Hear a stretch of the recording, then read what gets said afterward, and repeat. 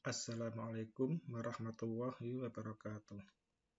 Salam sejahtera buat kita semua. Semoga pada hari ini kita masih diberikan kesehatan, keselamatan, dan kekuatan oleh Allah Subhanahu wa Ta'ala, Tuhan yang Maha Kuasa, sehingga kita bisa mengikuti perkuliahan mata kuliah studi kelayakan bisnis. Untuk perkuliahan yang keempat ini, kita akan membahas tentang aspek manajemen. Untuk perkuliahan yang sebelumnya, kita sudah membahas tentang aspek pasar dan pemasaran yang meliputi strateginya gimana, targetnya gimana, position gimana, juga bauran pemasarannya juga sudah kita pelajari bersama. Juga kita sudah mempelajari juga aspek teknis dan teknologi. Aspek teknis dan teknologi itu seperti lokasi perusahaan kita tahu bagaimana, apakah dekat dengan jalan raya, dekat dengan pusat pemerintahan, dekat dengan sumber daya seperti listrik, air maupun sarana prasarana lainnya.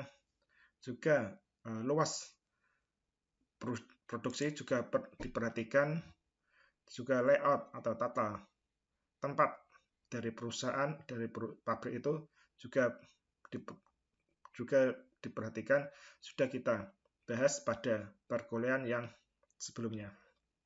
Sehingga untuk perkuliahan yang keempat ini kita akan membahas tentang aspek manajemen dari studi kelayakan bisnis.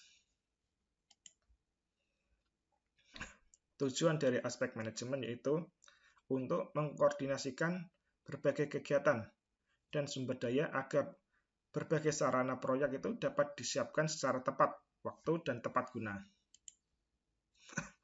Seperti kita ketahui bersama bahwasanya fungsi-fungsi manajemen ada 4, yaitu perencanaan, pengorganisasian, penggerakan, dan pengawasan.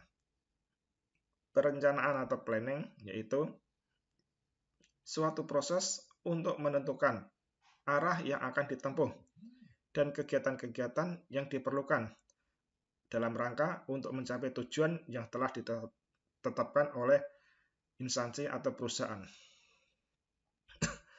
Yang kedua yaitu pengorganisasian atau organizing. Pengorganisasian yaitu suatu proses pengelompokan kegiatan atau pekerjaan dalam unit-unit suatu organisasi atau perusahaan. Penggerakan yaitu activating, di mana itu suatu proses untuk menggerakkan kegiatan atau pekerjaan dalam suatu organisasi atau perusahaan. Sedangkan yang terakhir yaitu pengawasan atau controlling.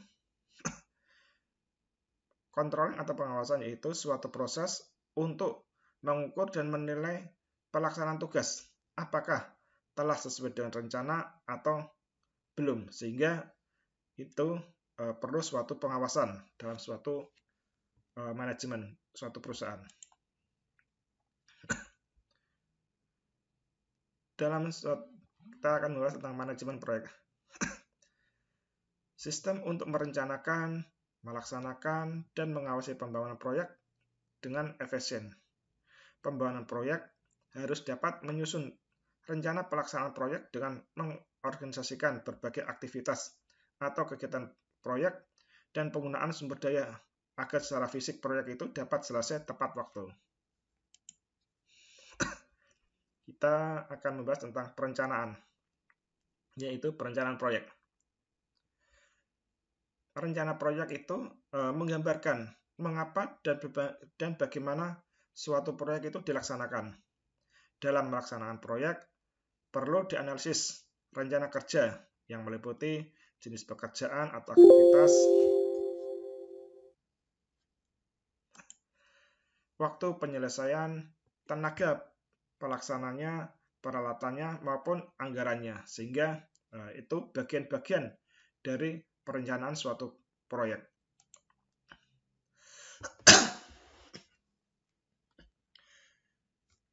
Pendekatan perencanaan proyek kita bagi ada 4.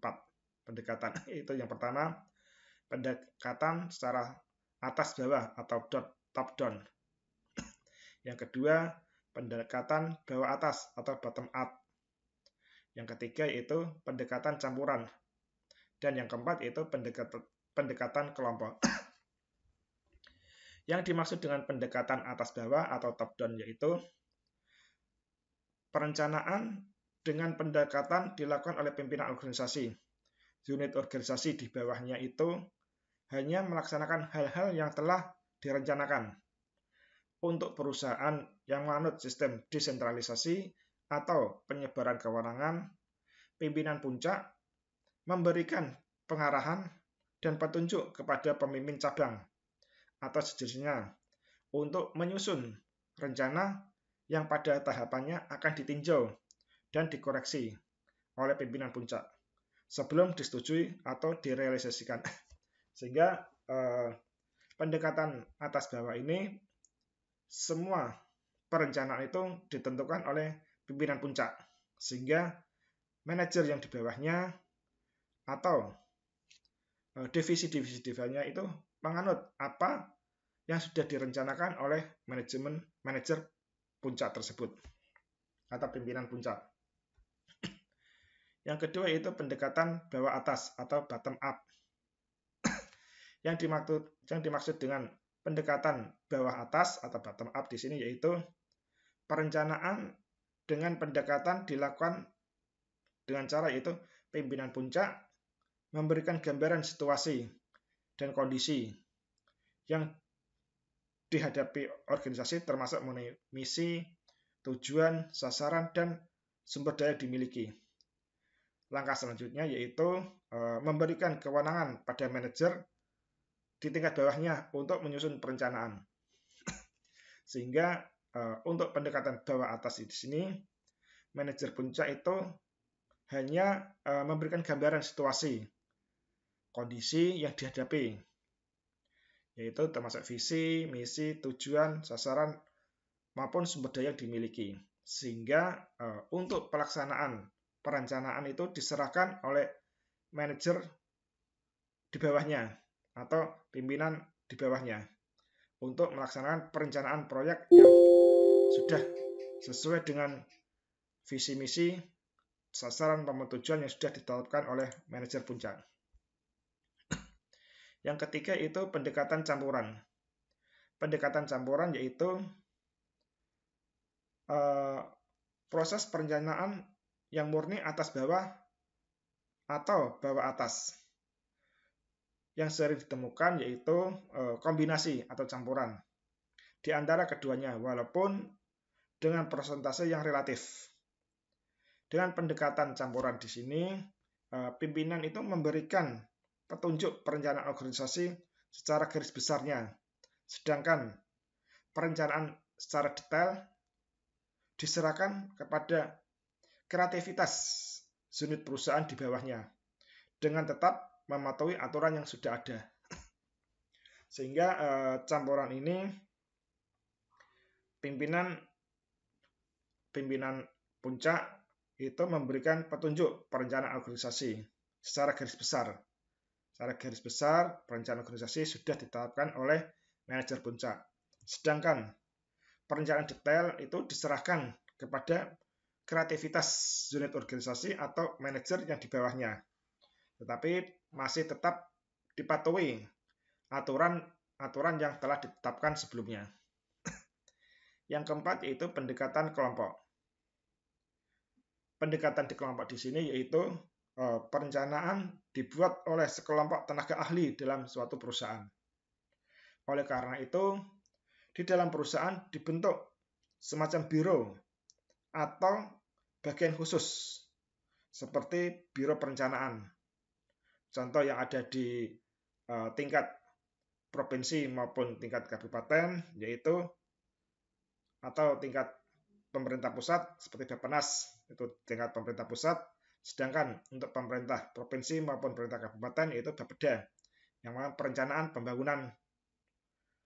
Kalau nasional perencanaan Badan Perencanaan dan Pembangunan Nasional, sedangkan untuk daerah provinsi maupun kabupaten itu Badan Perencanaan dan pembangunan di daerah. Selanjutnya, dalam membuat perencanaan proyek itu digunakan berbagai cara, yaitu yang biasanya sering digunakan itu bagian Gantt atau Gantt chart. Selanjutnya ada analisis jaringan atau network analysis seperti PET atau Program Evaluation and Review Technique dan CPM yaitu Critical Path Method. Mari kita bahas satu persatu untuk perencanaan proyek ini. Yaitu yang pertama menggunakan bagian Gantt atau Gantt chart.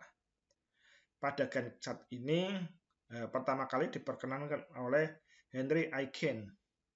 Pada dasarnya, pembuatan jadwal dilakukan dengan dua sumbu, yaitu sumbu horizontal yang menggunakan kurun waktu dan sumbu vertikal untuk menggambarkan jenis kegiatan dan pelaksanaannya.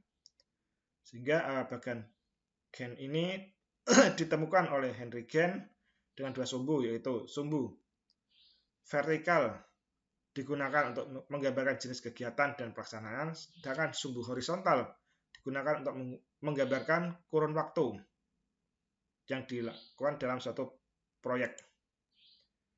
Selanjutnya itu teknik PET, analisis jaringan proyek atau NPV atau Network Planning, dan CPM, Critical Path Method.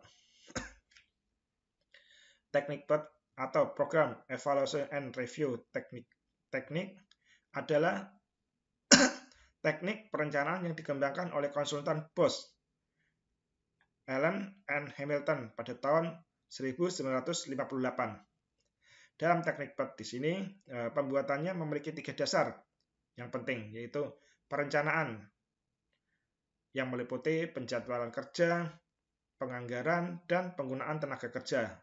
Selanjutnya setelah perencanaan itu pengorganisasian dan pengendaliannya.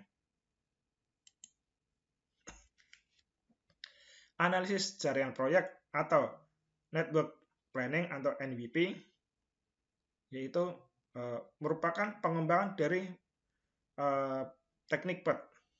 Kelebihan dari NPV atau Network Planning di sini yaitu memasukkan unsur keterangan kapan suatu kegiatan dimulai dan kegiatan itu berakhir. Sedangkan CPM atau Critical Path Method di sini digunakan jika waktu penyelesaian setiap kegiatan diketahui dengan pasti, di mana tingkat deviasi realisasi penyelesaian dibanding rencana relatif minim atau bahkan dapat diabaikan. Sehingga di sini kalau CPM itu jika sudah diketahui waktu penyelesaiannya, itu biasanya menggunakan CPM. Sedangkan untuk NPV itu memasukkan unsur keterangan kapan suatu kegiatan dimulai dan kapan kegiatan itu berakhir.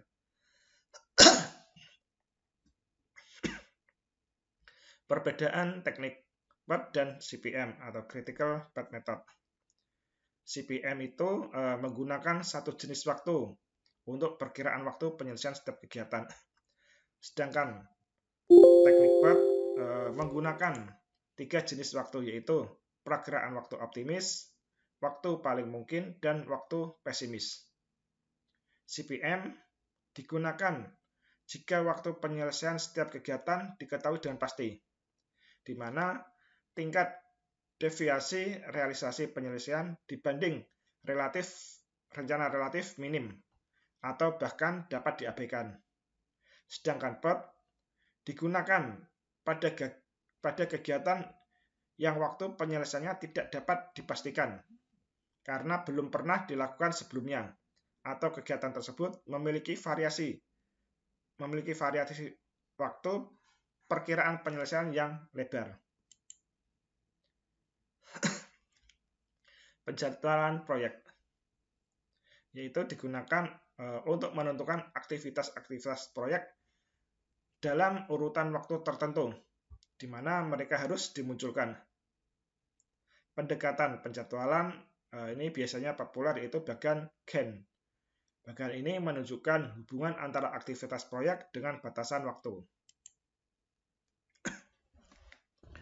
Penjadwalan proyek di sini digunakan dengan tujuan yang pertama itu menggambarkan hubungan dari setiap aktivitas dari keseluruhan proyek. Yang kedua, mengidentifikasikan hubungan yang harus didahulukan antara aktivitas-aktivitas yang ada. Yang ketiga, memperkirakan waktu, biaya yang realistis untuk setiap aktivitas.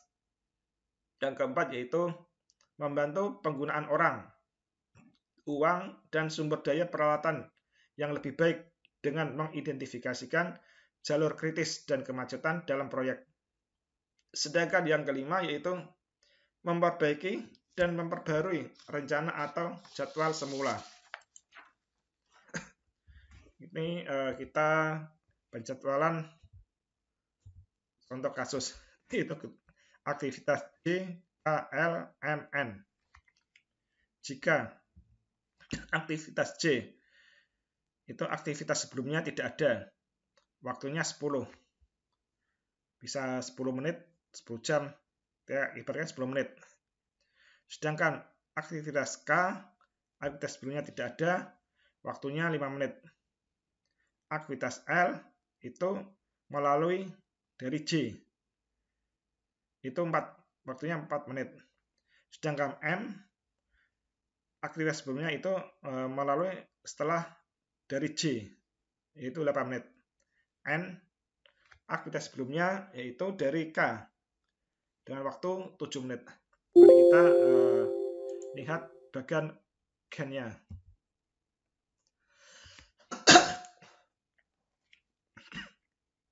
Di sini tadi kegiatan J waktunya adalah 10 menit, yaitu 1, ini 10 menit. Jadi J waktunya 10 menit. Sedangkan K waktunya adalah 5 menit. Ini 5 menit. Sedangkan L itu waktunya adalah 4 menit dari J, yaitu dari J 10 berarti 4 tambahnya itu 14, sehingga L waktunya adalah 14 menit. Sedangkan M, di sini M adalah waktunya 8 menit. 8 menit dari J, yaitu 10. Sehingga waktu M yaitu 18 menit. Yaitu dari J 10, M-nya yaitu 8 menit, sehingga M-nya itu 18 menit. Sedangkan N itu dari K 7 menit. K atau L. Dari L. N itu waktunya adalah 7 menit dari L. L adalah 14 atau 14 menit. Sehingga apabila N-nya itu 7 menit, maka N-nya itu adalah 21. Mohon maaf, ini tertulis 22, ini adalah N yang benar adalah 21 menit. Ini contoh pemecahan atau penjadwalan dengan bagan Gantt. Kita lihat pemecahan permasalahan dengan jaringan kerja.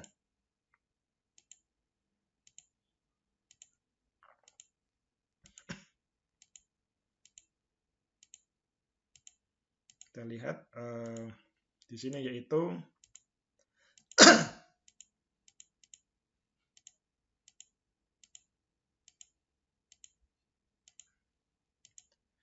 yang pertama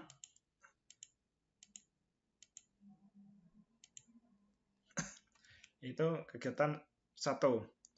Kegiatan 1 yaitu kosong atau belum ada aktivitas sebelumnya.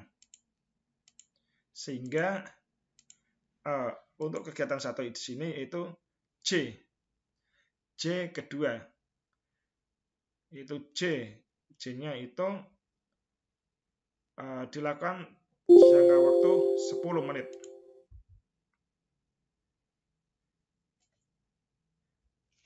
Sedangkan yang ke K1 ke 3 yaitu waktunya adalah 5 menit.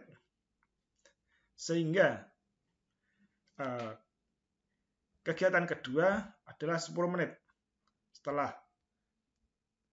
waktu permasalahan itu 10 menit. 10 menit ini yang kedua L ketiga. Sehingga apabila kegiatan kedua ini 10 menit, yang L ada 4, sehingga kegiatan ketiga adalah 14. Sedangkan yang kegiatan ketiga ke kegiatan keempat, yaitu N. N di sini tadi adalah 7 menit dari L, itu 14. Sehingga kegiatan 3 ke 4 adalah 21. Yang keempat ada 21. Sehingga N ini 7 ada kegiatan 21. Sedangkan 2 ke M, M-nya keempat adalah 8. Nah, waktu 8 menit. Selanjutnya kita akan ke pengorganisasian atau organisasional. Kita akan bahas tentang struktur organisasi. Yang dimaksud struktur organisasi di sini yaitu sebagai susunan dan hubungan antara bagian dan posisi dalam suatu perusahaan. Struktur organisasi menjelaskan pembagian aktivitas kerja serta memperhatikan hubungan fungsi dan aktivitas tersebut sampai batas-batas tertentu. Dalam struktur organisasi di sini ada 4 elemen dasar, yaitu yang pertama, spesialisasi aktivitas. Elemen spesialisasi aktivitas yaitu mengaku pada spesifikasi tugas-tugas perseorangan dan kelompok kerja di seluruh organisasi atau pembagian kerja dan penyatuan tugas-tugas tersebut dalam unit kerja.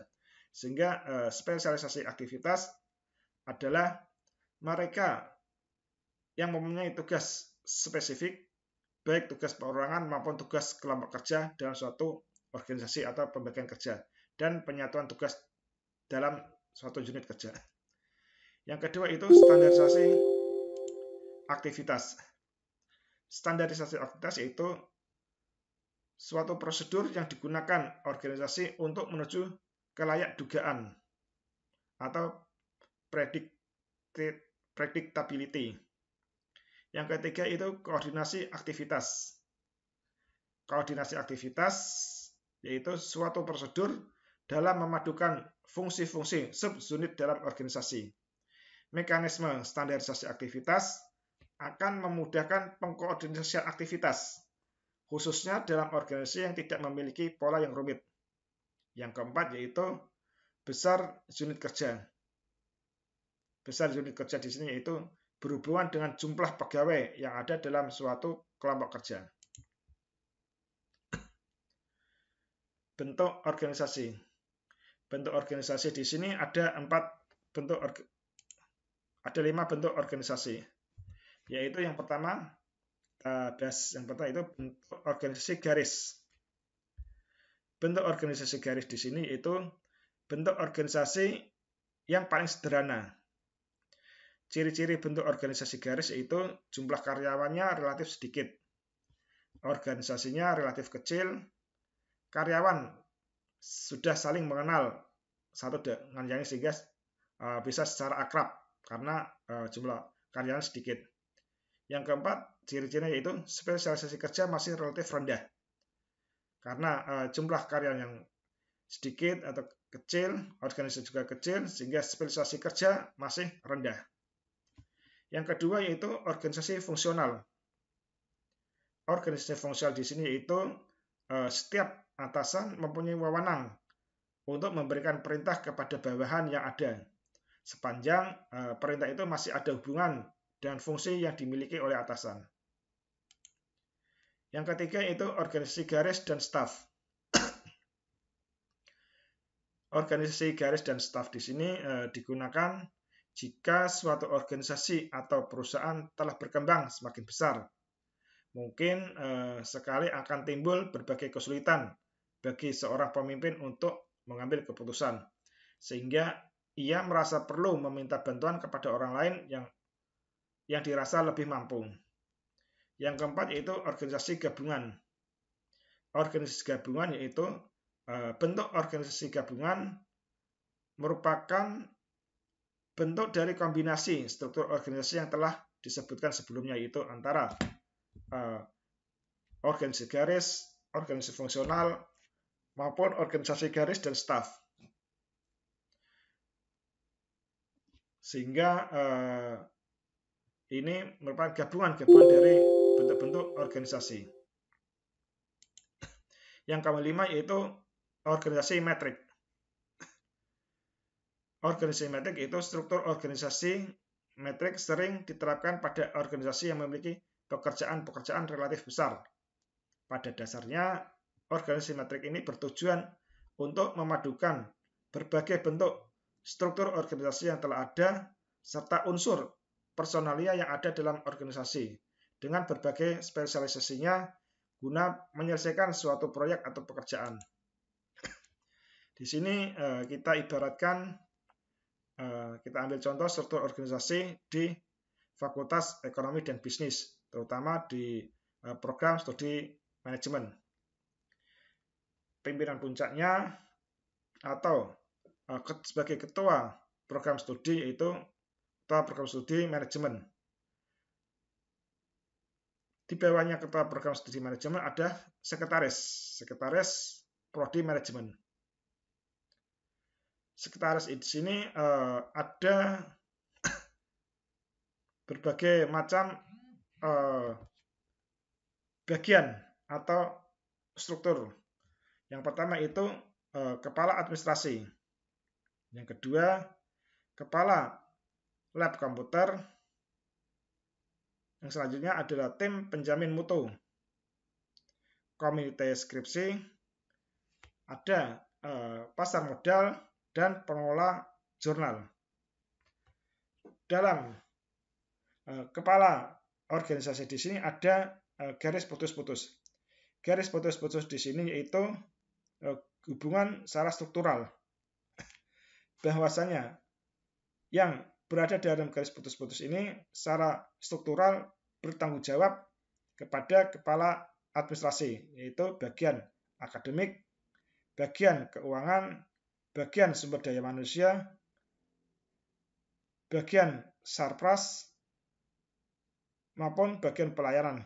Ini semua bertanggung jawab kepada kepala administrasi.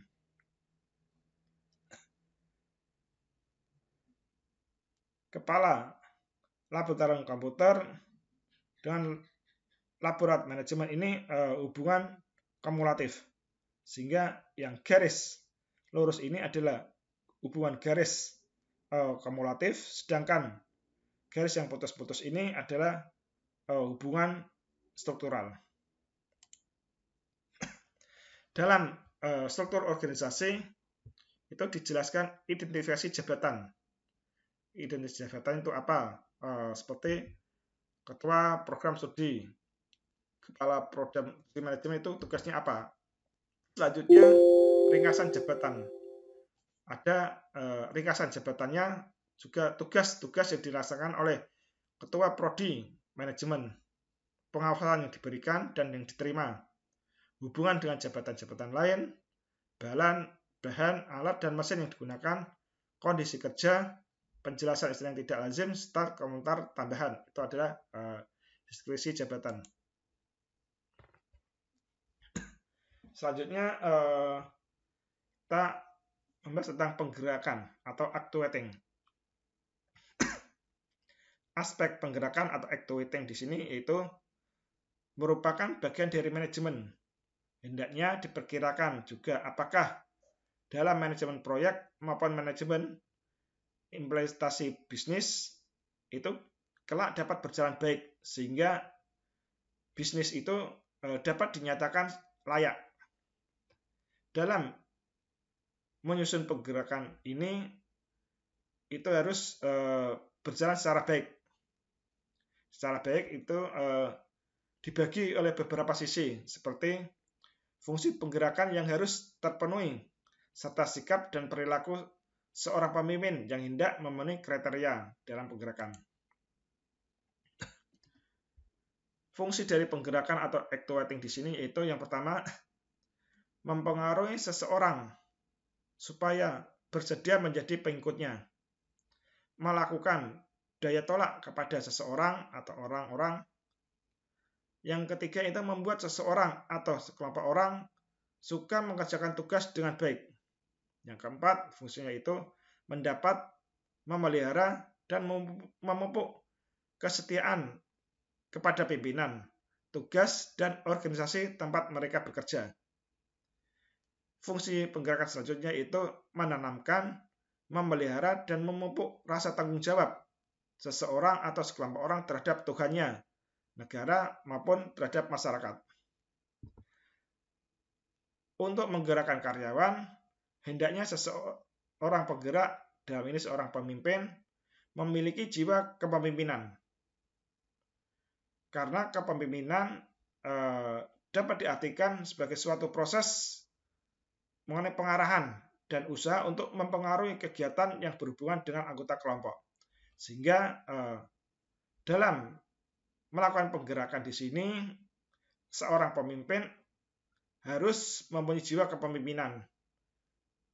Karena jiwa kepemimpinan di sini dapat memberikan pengarahan dan usaha mempengaruhi kegiatan yang berhubungan dengan anggota kelompok tersebut.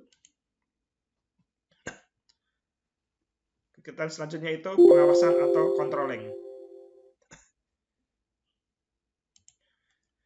Pengawasan merupakan juga salah satu faktor dari manajemen. Hendaknya juga dianalisis untuk mendapatkan jawaban apakah dari sisi rencana manajemen untuk pembangunan maupun pengimplementasian bisnis dinyatakan layak atau sebaliknya. Sehingga dilakukan pengawasan terhadap suatu proyek atau bisnis. Bisnis tersebut dinyatakan layak atau tidak layak. Pengawasan yaitu mengawasi suatu proyek yang meliputi monitoring terhadap sumber daya, biaya, kualitas, dan anggaran. Pengawasan berarti juga menyimpulkan umpan balik untuk memperbaiki rencana proyek dan memindahkan sumber daya ke tempat di mana yang paling dibutuhkan. Sehingga pengawasan ini digunakan untuk memperbaiki rencana proyek apabila rencana proyek itu dinyatakan belum layak, sehingga perlu dilakukan perbaikan rencana proyek, serta memindahkan sumber daya. Sumber daya di sini sumber daya yang paling dibutuhkan. Yang dibutuhkan itu mana? Mungkin bagian administrasi lebih banyak, sehingga perlu memindahkan sumber daya di administrasi mungkin ke bagian produksi, sehingga bagian administrasi pengawasan dipindahkan ke tempat produksi yang paling dibutuhkan. Fungsi pengawasan selanjutnya itu untuk mencegah terjadinya penyimpangan atau kesalahan dengan melakukan pengendalian secara rutin, disertai adanya ketegasan dalam pengawasan, yakni dengan pemberian sanksi yang mestinya terhadap penyimpangan yang terjadi. Di sini yaitu pengawasan dapat mencegah terjadinya penyimpangan maupun kesalahan yang dilakukan dalam pelaksanaan tugas. Apabila dalam pengawasan ini terjadi penyimpangan atau kesalahan, maka dalam pengawasan atau seorang pengawas dapat memberikan sanksi bagi mereka yang melakukan penyimpangan atau melakukan kesalahan dalam suatu pelaksanaan proyek. Sehingga ini adalah salah satu fungsi dari pengawasan. Fungsi pengawasan yang selanjutnya itu memperbaiki berbagai penyimpangan yang terjadi. Jika penyimpangan telah terjadi, hendaknya pengawasan atau pengendalian dapat mengusahakan cara-cara perbaikan. Sehingga apabila dalam suatu proyek dalam perusahaan tersebut ada penyimpangan, sehingga dalam penyimpangan itu dapat diperbaiki sehingga tidak terjadi penyimpangan. Namun demikian, apabila penyimpangan itu sudah terjadi atau sudah terjadi kesalahan, pengawasan atau pengendalian mengusahakan bagaimana cara-cara untuk melakukan perbaikan terhadap penyimpangan maupun kesalahan yang sudah terjadi.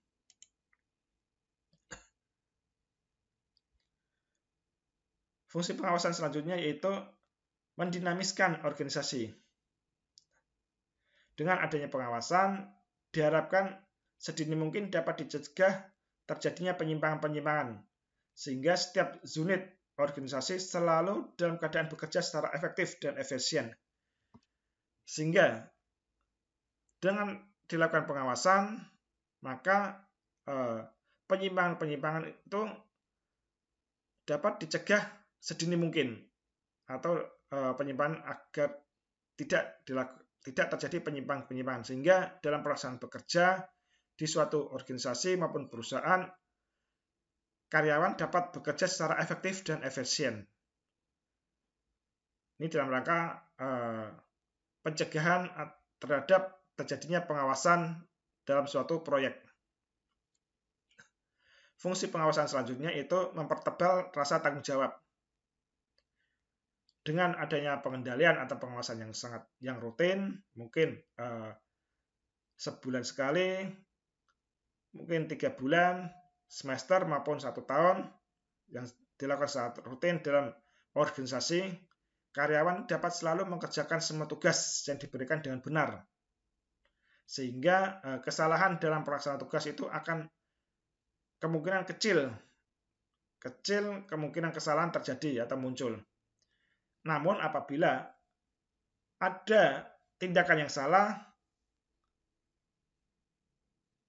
itu dapat dihindari, sehingga laporan tertulis penyelesaian wajib diberikan, yaitu dengan cara seperti diharapkan meminta tanggung jawab terhadap pekerjaan makin lama makin mahal. Fungsinya di sini yaitu memberikan tanggung jawab apabila jika tindakan yang salah itu tidak dapat dihindari, maka laporan tertulis penyimpangan wajib diberikan.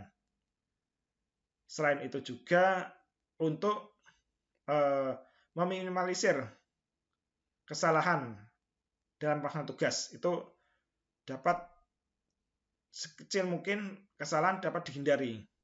Sehingga dengan cara pengawasan di sini diharapkan karyawan merasa tanggung jawab terhadap pekerjaan. Tanggung jawab ini semakin lama semakin menjadi harga yang mahal.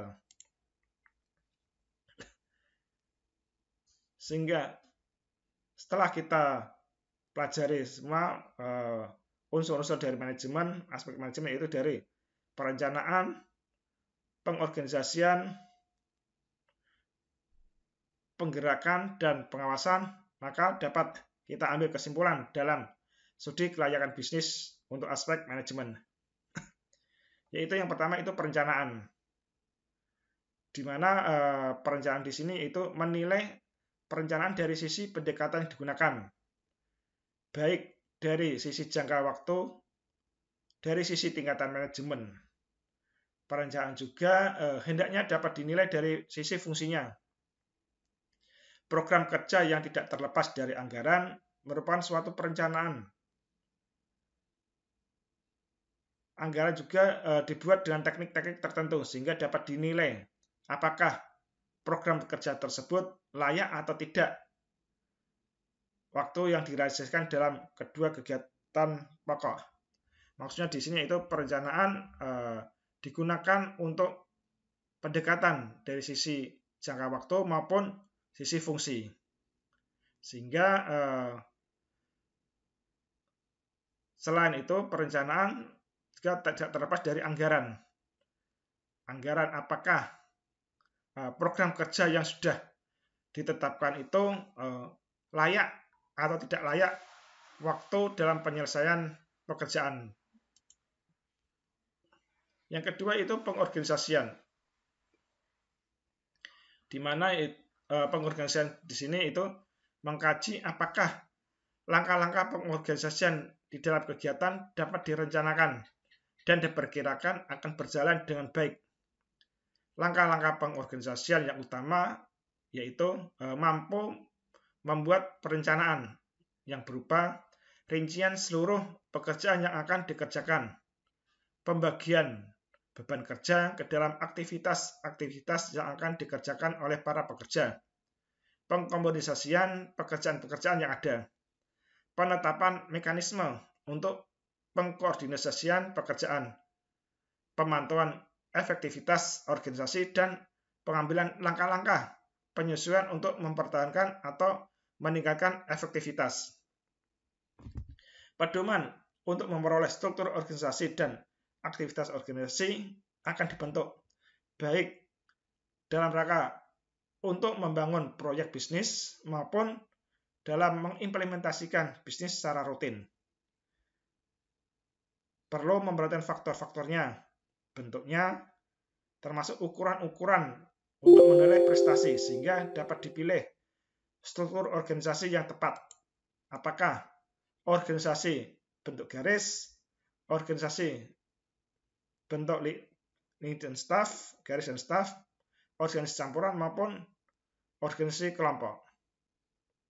Sehingga dengan melakukan pengorganisasian ini seluruh aktivitas-aktivitas pekerjaan dapat dilaksanakan secara efektif dan efisien.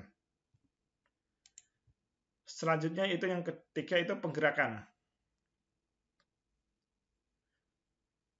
Fungsi manajemen penggerakan atau activating di sini digunakan untuk menilai apakah layak atau tidak layak proyek tersebut atau bisnis tersebut dilaksanakan.